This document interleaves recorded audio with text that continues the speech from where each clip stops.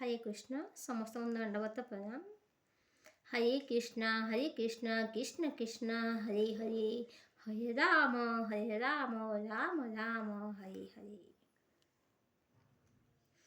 आज मु कहवाई जाऊँगी श्रीमद् भगवत गीता 5टी महात्मा। श्रीमद् भगवत गीता भगवान को मुख निश्चित जहाँकि भगवान श्रीकृष्ण स्वयं अर्जुन को कहते। प्रथम है आम गीता अध्ययन करने द्वारा आम दुख दूरीभूत हुए। कुरुक्षेत्र भगवान निजे अर्जुन को पाखे थे, तथापि अर्जुन दुख थे, समस्या भितर थे, द्वंद्व थे। तो भगवान जो गीता ज्ञान देले से समस्त दुख दूरीभूत होता। सेमती आम गीता पढ़ा द्वारा आम मन जहाँ भी दुख अच्छी, जहाँ भी द्वंद्व अच्छी, जहाँ भी समस्या अच्छी सबकि दूरीभूत हो। सेकेंड पॉइंट है गीता अध्ययन करने द्वारा आम अज्ञानता दूर हुए। आम मन जिते द्वंद्व अच्छी जिते समस्या अच्छी सबु समस्या एकमात्र समाधान होउची श्रीमद् भगवत गीता।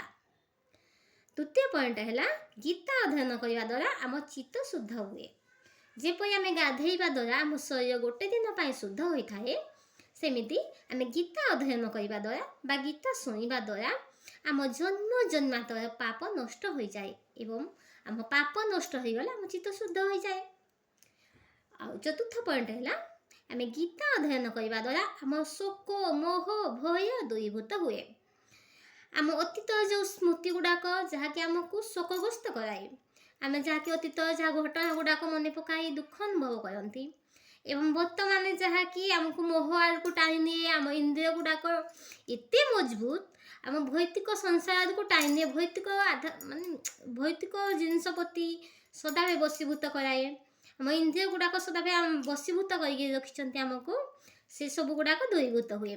एवं शोक आम अतीत को लेकिन आम जो शोक अच्छी जो भय अच्छी आम अतीत केमिति हम कौन हम से जो भयटा ताहा भी दूरीभूत हुए। गीता अध्ययन करने द्वारा आम शोक मोह भय सबकि दूरीभूत होता है। आम अतीत कथा भूली जाऊ, वर्तमान को सुधाई पाऊ, भविष्य को भी सुधाई पाऊ।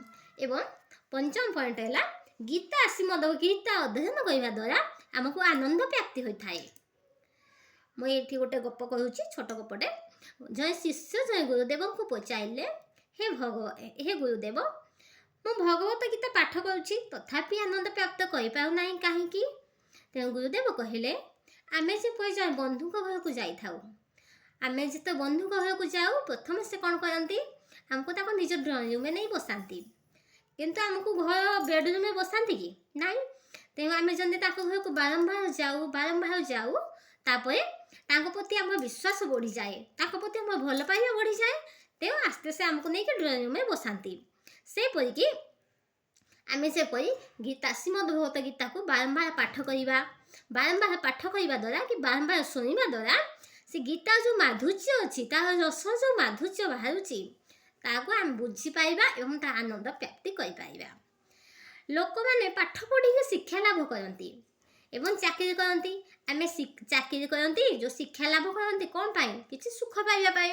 से सुख माने कौन, सी आनंद माने कौन, से कौन भौतिक इच्छा जो भौतिक अच्छी लालसा आमर ताहा कौन आमको आनंद दे पाए नाई। ताहा क्षणिक मात्र, ताहा आमको वस्तुतः आनंद दे पाए नहीं। भौतिक सुख प्रदान कर पाए किंतु ताहा आमको आनंद दे पाए नहीं। आमको आनंद देव किए श्रीमद् भगवत गीता पाठ करने द्वारा आम हृदय शुद्ध हुए एवं आमको आनंद प्राप्ति हुए। तेणु प्रकृत आनंद होउछि श्रीमद् भगवत गीता। तेणु समस्त को एतिक अनुरोध करी श्रीमद् भगवत गीता पाठ करंतु एवं शुणंतु, निजको सुखी करने व्यतीत निज संसार को एवं निज बंधु परिजन मानक सुख रखंतु। हरे कृष्ण।